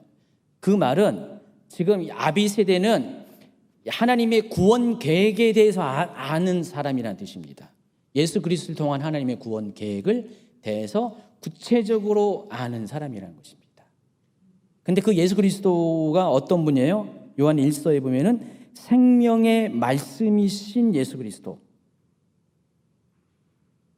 그래서 여러분이 아셔야 될 것이 바로 생명의 말씀으로 찾아오신 예수님을 점점 알아가고 알아간 세대. 그러니까 말씀을 통해서 예수님과 친밀한 교제가 일어난 세대. 그 세대가 아비 세대라는 것을 아시기 바랍니다. 자, 일반적으로 아이와 아비 중간에 청년이 있어야 되는데 여기서 순서적으로 청년을 맨 나중에 언급해요. 그래서 영적인 세대에서 가장 성숙한 사람이 아비 세대가 아니라 청년 세대라는 것을 여러분이 미루어 짐작할 수가 있습니다. 자, 청년 세대에 대해서는 어떻게 이야기하는지를 2장 13절 후반부 읽어주시기 바랍니다. 청년들아, 내가 너희에게 쓰는 것은 너희가 악한 자를 이기었음이라. 청년들의 특징은 신체적으로 건강한 사람입니다. 강건한 사람입니다. 그래서 능히 싸움에 나가서 전쟁에 나가서 승리할 수 있는 사람입니다. 그런 세대가 청년 세대예요, 영적으로. 그래서 영적으로 청년 세대는 악한 자가 의미하는 것이 사탄인데 사탄과의 영적 전쟁에서 승리할 수 있는 사람을 영적인 청년 세대라고 말할 수가 있습니다. 아비 세대는 좀 힘이 약해요. 나이가 좀 드셨어. 전쟁에 나갈 수도 없어. 근데 청년 세대는 악한 자와의 싸움에서 나가서 영적 전쟁에서 이길 수 있는 사람이라는 것입니다. 자, 그런데 조금 더 설명을 합니다. 14장 맨 마지막 부분에서 14절 맨 마지막 부분 이렇게 설명합니다. 청년들아, 내가 너희에게 쓴 것은 너희가 강하고 하나님의 말씀이 너희 안에 거하시며 너희가 흉악한 자를 이기었음이라. 똑같이 악한 자, 흉악한 자, 사탄을 의미하는데 뒷부분은 한 가지가 더 추가적으로 설명되어 있죠. 너희가 강하고 하나님의 말씀이 너희 안에 거하셨다 그랬습니다. 그래서 이 청년 세대의 특징은 하나님의 말씀을 가지고 악한 자와의 영적 전쟁에서 승리할 수 있는 세대, 이런 세대가 청년 세대입니다. 에베소서 6장에 보면은 영적 싸움에 나갈 사람들이 갖춰야 될 장비들에 대해서 영적 전쟁의 장비들에 대해서 쭉 열거하는데 그 중에 17절에 보면은 성령의 것 곧 하나님의 말씀을 가지라 그랬습니다. 그래서 유일하게 공격 무기가 소개돼요. 나머지 다 방어 무기인데 공격 무기인 성령의 검이 바로 하나님 말씀이라는 것을 알 수가 있습니다. 자, 그러면은 청년 세대는 뭐예요? 하나님 말씀을 가지고 악한 영과의 영적 싸움에서 나아가서 공격해서 싸울 수 있는 그 사람을 말하는 것입니다. 수동적으로 남이 공격하면은 방어만 하는 사람이 아니라 먼저 나가서 뭐라고 그래요? 수동 반대가 뭐죠? 능동적으로 나가서 싸울 수 있는 그런 세대, 그런 영적인 세대가 청년 세대라는 것을 아시기 바랍니다. 그래서 하나님의 말씀으로 무장된 사람은요, 육체적인 나이와 상관없이 영적으로 젊은 세대입니다. 여러분 지금 이 중에서 혹시 60대 계십니까? 60대 세대들이 여러분 하나님 말씀으로 무장되잖아요. 여러분 청년 세대예요. 그렇죠? 특히 지금 20대, 30대 우리 제3청년 세대 그 친구들은 여기도 제3청년 있네. 소연이 빼고 이 세대 하나님 말씀을 모른다. 20대, 30대인데 육체적인 나이가 20대, 30대인데 하나님 말씀 모른다. 그건 뭐예요? 청년 세대가 아니라 영적으로는 아이 세대예요. 어쩌면 아이도 아닐 수도 있어요. 더 어린 자녀 세대. 이제 막 그냥 거듭남만 아는, 하나님도 제대로 모르는. 근데 청년 세대는 하나님을 알 뿐더러 하나님 말씀을 가지고 능동적으로 악한 자의 싸워서 나가서 승리할 수 있는 그런 사람을 가리킵니다. 저는 육체적인 나이보다도 영적인 나이가 상당히 중요하다는 사실을 알기 바랍니다. 그래서 여러분 지금 그렇게 여러분 지금 청년으로서 훈련받고 있다는 사실을 아시기 바랍니다. 특별히 수요 예배에 오신 분들 축복합니다. 그런 의미에서. 자, 민수기 1장 2장 3절은 지금 참조적으로 읽어주시기 바라고 이제 그 다음 단락으로 넘어가겠습니다. 사도 요한의 성도들이 이 세상에 대해서 어떤 태도를 가지고 살아야 할지를 또 다음같이 소원합니다. 2장 15절. 잠깐만요. 쉬운 성경으로 읽어주세요. 이 세상과 세상에 속한 것들을 사랑하지 마십시오. 누구라도 이 세상을 사랑하게 되면 그 마음속에는 하나님의 사랑이 없게 됩니다. 여기서 세상이라는 단어가 헬라어로 코스모스입니다. 바깥에 있는 코스모스. 제가 구글에서 코스모스는 검색했는데 곧 코스모스가 막 난리가 났어요. 코스모스가. 근데 이건 헬라어 코스모스인데 코스모스는 우주를 뜻하는 단어입니다. 그런데 일반적으로 보편적으로 쓰는 것은 우주를 말 때 코스모스, 우주 공간을 말 때 코스모스라고 하는데, 근데 여기에서의 이 코스모스는 일반적인 의미의 코스모스가 아니라 악한 영이 지배하는 영역으로서의 세상이에요. 코스모스입니다. 그러니까 하나님을 대적하는 악한 영이 지배하는 그 영적인 테리토리, 영역들, 일본 말로 나아바리, 그게 바로 여기서 말하는 세상이에요. 그래서 자, 이것에 대해서 에베소서 2장 2절에는요, 그때 너희는 그 가운데서 행하여 이 세상 풍조를 따르고 공중의 권세 잡은 자를 따랐으니, 공중의 권세 잡은 자가 누구예요? 악한 영, 마귀입니다. 에베소서 6장 12절에도 우리의 싸움은 이 땅의 사람들에 대항하여 싸우는 것이 아니라 이 세상의 어두운 세력들과 공중의 권세 잡은 악한 영들에 대하여 싸우는 것입니다. 그래서 공중 권세 잡은 자가 마귀예요. 아시겠죠? 자, 요 영적 전쟁에 관련된 그 악한 영의 그 이야기들은 예전에 한번 이렇게 한 거 참조하시기 바랍니다. 자, 그래서 지금 이 세상은 그렇게 악한 영이 지배하고 통치하는 그런 곳입니다. 그래서 사도 요한은 그 악한 영이 거짓 선지자와 적그리스도의 모습으로 세상 가운데 등장했음을 알려줍니다. 사랑하는 자들아, 영을 다 믿지 말고 오직 영들이 하나님께 속하였나 분별하라. 많은 거짓 선지자가 세상에 나왔습니다. 이로써 너희가 하나님의 영을 알지니 곧 예수 그리스도께서 육체로 오신 것을 시인하는 영마다 하나님께 속한 것이요 예수를 시인하지 아니하는 영마다 하나님께 속한 것이 아니니 이것이 곧 적그리스도의 영이니라. 오리라 한 말을 너희가 들었거니와 지금 벌써 세상에 있느니라. 시간 관계상 여기까지만 읽고요. 보면 이게 4장에 보면은 적그리스도와 거짓 선지자에 대해서 언급을 합니다. 그런데 여러분이 만약에 이 세상이나 이 세상에 속한 것들을 사랑하면은 바로 여기 소개했던 거짓 선지자나 적그리스도와 같이 악한 영들에 속한 자들과 연합하는 것이 된다는 것입니다. 그러면은 그런 사람들은 더 이상 하나님과 함께 있을 수 없어요. 그러니까 그와 동시에 하나님과의 교제가 단절된다는 것입니다. 아까 말씀드린 것처럼 악한 영과 하나님의 영은 서로 공존할 수 없기 때문에 그렇습니다. 그래서 이 악한 영이 지배하는 세상은 다음과 같은 특징이 있습니다. 이거는 읽어주시기 바랍니다. 2장 16절. 이는 세상에 있는 모든 것이 육신의 정욕과 안목의 정욕과 이생의 자랑이니. 이 세상에는 악한 것들이 있습니다. 그것은 바로 우리 육신을 즐겁게 해주는 것, 우리 눈을 즐겁게 해주는 것, 우리들의 삶에 대해 자랑하는 것입니다. 그러니까 이 세상에 속한 사람들, 이 세상의 특징이 요 세 가지가 있어요. 지금 이제 결론적으로 먼저 이야기하면은 우리가 이 세 가지를 사랑한다면은, 우리가 이 세 가지에 따라서 사는 삶을 살게 된다면 우리는 악한 영들과 연합하는 삶을 산다는 것입니다.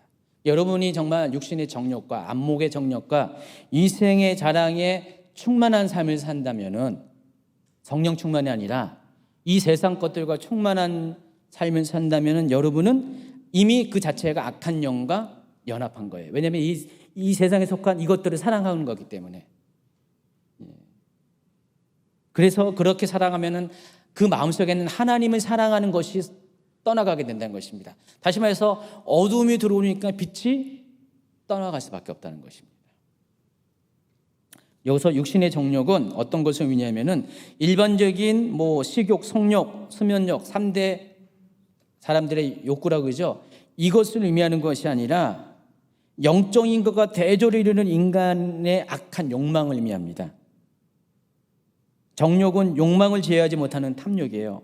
그래서 육신의 정욕이라는 것은 인간이 하나님께 범죄한 후에 갖게 된 타락한 본성으로 말미암아 하나님께 불순종하여 자신의 육체적인 욕망을 추구하는 것을 의미합니다. 시간 관계상 바로 넘어가면은 안목의 정력인데, 안목의 정력은 육신의 정력을 충족한 다음에 그 다음 순서로 오게 됩니다. 제일 먼저는 육신의 정력이 먼저 여러분을 유혹하고요.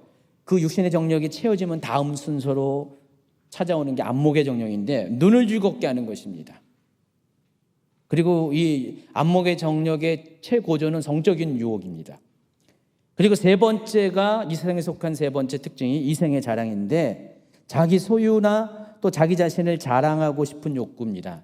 이것은 마지막 단계에 이런 현상이 나타납니다. 그래서 여기 소개하는 육신의 정력, 안목의 정력, 이 세상의 자랑은요, 순서적으로 찾아오게 됩니다. 이 모든 것은 바로 이 세상 코스모스에 속한 것이고요. 이건 전부 다 하나님과는 상관없고 다 누구와 상관이 있어요? 악한 영과 상관이 있어요. 여러분, 그래서 창세기 3장에 보면은 이 뱀이 아담을 유혹할 때, 아담과 하와를 유혹할 때 선악을 알게 하는 나무를 유혹했죠. 그 나무를 본 적 어떻게 보였어요?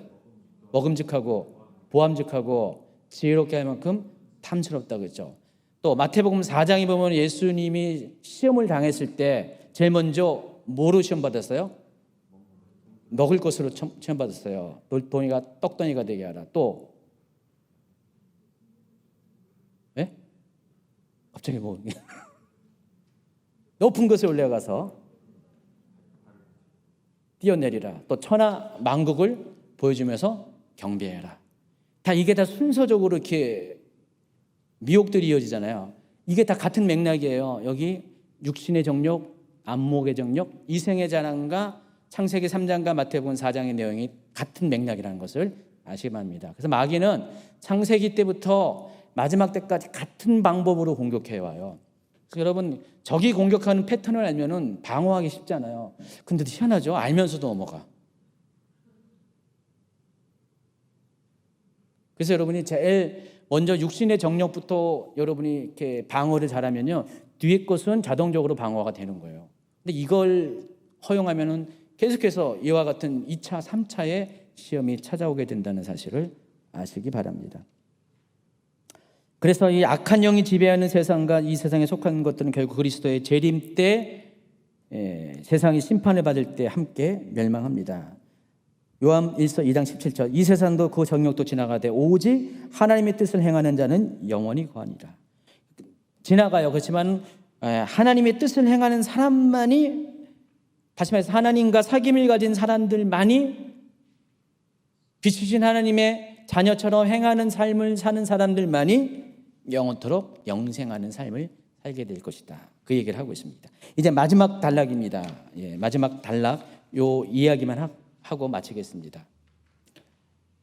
그래서 지금 이제 이야기 쭉 하면서 마지막에 관련된 이야기를 하다가 갑자기 그것에 이어서 지금 사도 요한은 누굴 얘기하냐면은 마지막 때의 특징으로서 적그리스도의 출현에 관한 이야기를 하고 있습니다. 그러니까 우리가 이런 스토리를 모르면은 갑자기 무슨 적그리스도 얘기 또 왜 해 여기서, 이런 반응을 할 수밖에 없어요. 그러니까 이게 무슨 좀 일관성이 없는 것처럼 요한일서가 들려지게 된다는 것입니다. 근데 지금 이거는 앞전에 그 얘기를 한 것에 연관돼서 하는 소리예요. 그래서 요한은 마지막 때를 알리는 강력한 증거로서 적그리스도의 출현에 대해서 언급합니다. 18절 읽어주세요. 아이들아, 지금은 마지막 때라. 적그리스도가 우리라는 말을 너희가 들은 것과 같이 지금도 많은 적그리스도가 일어났으니 그러므로 우리가 마지막 때인 줄 아노라. 아까 아이들아, 파이디아라는 단어가 어떤 의미라고 했어요? 이제 배워야 되는 필요성을 느끼는 그 세대, 그런 세대들에게 지금 전하는 거예요. 너희가 지금 잘 모르고 있는데 너희들가 알아야 돼. 지금이 마지막 때야. 왜냐면은 적그리스도가 오리라는 말을 들었는데 바로 지금 그런 적그리스도가 일어났으니까 지금 마지막 때가 맞지 않냐, 그 얘기를 하는 것이에요. 그럼 적그리스도가 오리라 하는 말을 누가 언제 했냐? 마태복음 24장에 보면 예수님이 그렇게 말씀하셨어요. 마태복음 24장 4절, 5절, 또 23절, 24절 보면은 많은 사람이 내 이름으로 와서 이르되 나는 그리스도로 하여 많은 사람을 미혹하리라. 거짓 그리스도들과 거짓 선지자들이 일어나 큰 표적과 기사를 보여 할 수만 있으면 택하신 자들도 미혹하리라. 자, 이런 경고를 예수님께서 하셨는데 그와 같이 예수님께서 적그리스도가 올 것이라고 했는데 그와 같은 존재들이 지금 왔다는 거예요. 그러니까 마지막 때가 아니냐 이 얘기를 하고 있다는 것입니다. 근데 원래 여러분 적그리스도라는 단어가 영어로 안티 크라이스트 또 헬라어로 안티 크리스토스라고 부릅니다. 그래서 이 원뜻은 그리스도의 대적자입니다. 그리스도를 대적하는 존재가 안티하는 존재가 적그리스도예요. 근데 마태복음의 내용을 보면은 약간 달라요. 뭐라고 했어요? 거짓 그리스도들과 거짓 선지자가 했어요. 그래서 마태복음 내용으로 보면은 그리스도의 이름을 사칭하며 그리스도의 행세를 하는 존재가 거짓 그리스도인데 그 거짓 그리스도를 여기서는 적그리스도라고 묘사하고 있습니다. 진짜 적그리스도는 그리스도를 대적하는 적그리스도는 언제 나타나냐면은 다니엘 7장에서 예언했고 시간강에서 읽으시고요. 본격적으로 계시록 13장에 등장할 겁니다. 정말 그리스도를 대적하는 그래서 요한 1서에서 말하는 적그리스도는 사실상 누굴 가리켜요? 거짓 그리스도를 가리킨다는 사실을 아시기 바랍니다. 근데 그 거짓 그리스도들이 1세기 후반에 나타났다는 거예요. 적그리스도는 아직 안 나타난 거예요. 본격적으로 그리스도를 대적하는 그 진짜 의미의 적그리스도는 계시록 시대에 나타나게 될 겁니다. 근데 지금 1세기 요때 적그리스도로 표현했지만 실은 사실상 거짓 그리스도인 존재들이 1세기 후반부터 나타나기 시작했다는 것입니다. 그래서 적그리스도의 정체가 누구냐? 이단 사상에 미혹되어서 교회를 떠난 사람들이라고 19절은 이야기하겠습니다. 읽어주세요. 그들이 우리에게서 나갔으나 우리에게 속하지 아니하였나니 만일 우리에게 속하였더라면 우리와 함께 거하였으려니와 그들이 나간 것은 다 우리에게 속하지 아니함을 나타내려 함이니라. 그래서 적그리스도는 구체적으로 예수님께서 그리스도이심을 부인하는 자, 또 하나님 아버지와 그의 아들 예수 그리스도를 부인하는 자들이 적그리스도라고 사도 요한은 이야기합니다. 요한 1서 2장 22절. 거짓말하는 자가 누구냐? 예수께서 그리스도이심을 부인하는 자가 아니냐? 아버지와 아들을 부인하는 그가 적그리스도니. 4장 3절에도 예수를 신뢰하지 않은 영마다 하나님께 속한 것이 아니니 이것이 곧 적그리스도의 용이니라. 같은 맥락에서 이야기합니다. 그리고 그들이 누구인가에 대해서는 요한 2서에도 또 한 번 언급되는데 요한 2서 1장 7절. 미혹하는 자가 세상에 많이 나왔나니 이는 예수 그리스도께서 육체로 오심을 부인하는 자라. 이런 자가 미혹하는 자요 적그리스도니. 예수님께서 육체로 오신 것을 부인한 자가 적그리스도라고 했어요. 근데 실제로 요한 당시에 1세기 후반 당시에 이런 사람들이 있었습니다. 바로 영지주의자들입니다. 영지주의자는 바울 시대에도 이미 나타났는데 한 20-30년 전에도 활동을 했었는데 그때는 극단적인 이원론을 가지고 이렇게 활동했다면은 사도 요한 때 요 1세기 후반경에는요 가연설을 주장했습니다. 가연설이라는 게 뭐냐면은 예수님께서 실제로 육체로 오지 않았다는 그런 입장이에요. 그러니까 영지주의가 극단적인 이원론도 유명하지만 가연설도 유명합니다. 그래서 예수님의 육신을 갖고 오지 않았으니까 어떻게 해요? 예수님의 십자가도 의미가 없는 것입니다. 어떤 사람들은 예수님이 십자가에 죽이지 않고 기절했대요. 그때 당시 별별 이단들이 많이 있습니다. 그래서 이런 사람들이 교회를 어지럽히는 거예요. 원래는 같이 교회 다녔다가 이런 이야기 듣고 게임에 빠져가지고 밖에 나가가지고 계속해서 이런 이단 가지고 나가서 교회 다니는 사람들을 막 빼내고 막 그런 거예요. 지금 누구처럼요? 신천지, 뭐 하나님의 교회 등등, 기타 등등 다 교회 안에 있던 사람들이 대부분이잖아요. 나가가지고 그렇게 하는 거예요. 근데 미혹을 많이 당하는 거예요. 많이 교회가 혼란스러워요. 예수님께서 마태복음 24장에 얘기했던 거짓 그리스도와 거짓 선지자가 판치는 그런 세대. 할 수만 있으면 막 사람들을 믿는 자들을 미혹하려고 하는 그런 세대. 사도 요한 시대에 그런 일이 아주 너무나 많았어요. 그래서 사도 요한은 지금 그러한 상황 가운데 지금 경고를 하고 있습니다. 지금 그런 시대다. 마지막 때다. 그렇지만 거룩한 자로부터 기름 부음 받은 참된 성도들은 그리스도와 하나님에 대한 진리를 알고 있어요. 그래서 그들의 미혹에 빠지지 않습니다. 그 내용이 요한일서 2장 20절, 27절입니다. 읽어주세요. 너희는 거룩한 자에게서 기름 부음을 받고 모든 것을 아느니라. 너희는 주께 받은 바 기름 부음이 너희 안에 거하나니 아무도 너희를 가르칠 필요가 없고 오직 그의 기름 부음이 모든 것을 너희에게 가르치며 또 참되고 거짓이 없으니 너희를 가르치신 그대로 주 안에 거하라. 여기서 말하는 기름 부음은 이제 쉬운 성경에서는 성령이라고 했어요. 그러니까 성령께서는 모든 것을 가르쳐 주시며 진실되고 거짓이 없으십니다. 그러므로 성령이 가르치신 대로 그리스도 안에서 살아가시기를 계속하십시오. 그래서 우리가 이러한 마지막 때 거짓 가르침 미혹이 펼치고 있는 이때 여러분이 그 미혹에서부터 미혹당하지 않고 승리할 수 있는 비결은 뭐예요? 성령 안에서 기름 부음 안에서 거할 수밖에 없다는 것입니다. 그러니까 성령님께서 그 미혹을 분별하게 해주고 미혹에서 승리할 수 있게 해준다는 것이 지금 사도 요한의 이야기예요. 지금 그런 이야기를 하고 있습니다. 그래서 사도 요한은 23절과 24절에서 마지막 때를 살아가는 성도들에게 아들이신 예수 그리스도를 통해 하나님 아버지를 얻게 되는 것을 알고 또 복음을 영접할 때 처음 받아들인 그 가르친 대로 살아갈 것을 당부합니다. 그러니까 복음을 접해 들었을 때 배웠던 예수 그리스도에 대한 진리 외에 추가적으로 지금 이단들이 막 유혹하는 거기에 신경 쓰지 말라는 것입니다. 거기에 관심을 갖지 말라는 것입니다. 그래서 이렇게 참된 복음의 가르침 안에 살아갈 때 우리는 예수 그리스도와 아버지 안에 거할 수 있기 때문에 그렇다는 것입니다. 24절 후반부 처음부터 들은 것이 너희 안에 거하면 너희가 아들과 아버지 안에 거하리라.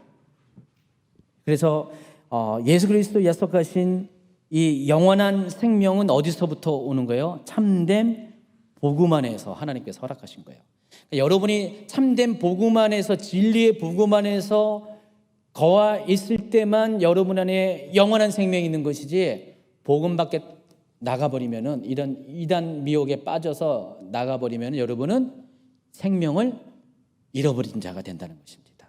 그래서 여러분 이단에는 구원이 없어요. 이단을 빠지면은 처음에는 예수 믿고 영생하는 자로 들어왔지만 이단에 빠지면은 구원을 잃어버린 자가 된다는 것입니다. 그래서 사도 요한은 이것을 빼앗고자 하는 미혹하는 자들을 경고하기 위해서 이 편지를 썼다. 그 얘기를 합니다. 26절. 너희를 미혹하는 자들에 관하여 내가 이것을 너희에게 썼노라. 자, 요한 서신서를 기록한 또 하나의 기록 목적. 이단에 미혹당하지 않게 하기 위해서 요한 서신을 썼다. 그 얘기를 또 하고 있어요. 자, 이런 표현들이 계속 나와요. 자, 오늘 여기까지 하겠습니다. 오늘 이렇게 요한 일서 쭉 들어보니까 실은 굉장히 어려운 내용들이었죠. 알고 보니까 어려운 내용인데 또 들어보니까 쉽죠.